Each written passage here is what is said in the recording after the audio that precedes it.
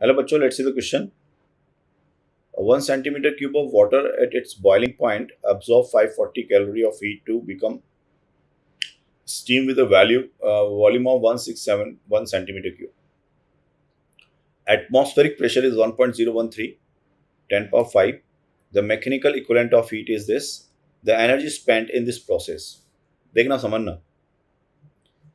Actually अगर आप देखोगे तो हमको 1 सेंटीमीटर क्यूब जो है वाटर, इसको कन्वर्ट करना है 1671 सेंटीमीटर क्यूब.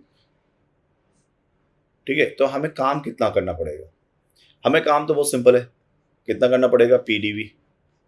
और ये हो जाएगा P is 1.013 into 10⁵ into 1671 minus 1 centimetre cube 10⁻⁻6.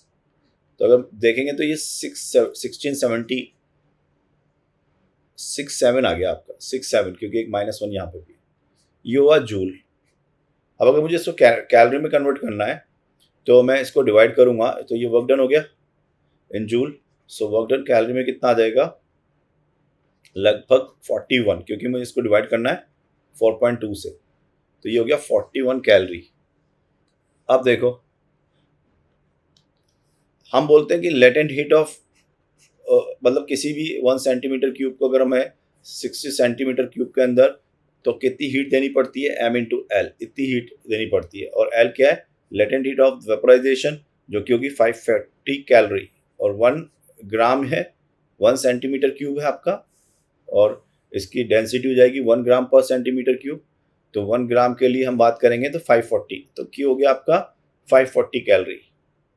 अब इसमें से जो जेन्युइन वर्क है वो तो 41 कैलोरी, मतलब इतना काम करना पड़ता है. तो बाकी की जो एनर्जी है जो हम दे रहे हैं वो कहाँ काम आती है ना? वो काम आती है energy spent in the process overcoming intermolecular forces. So that would be equal to what, है ना? ये जो एनर्जी होगी वो हो जाएगी Q minus you. 540 minus 41, that is 499 calorie. So that will be 499 calorie. So right answer of this question is 499. B option is correct. All the best.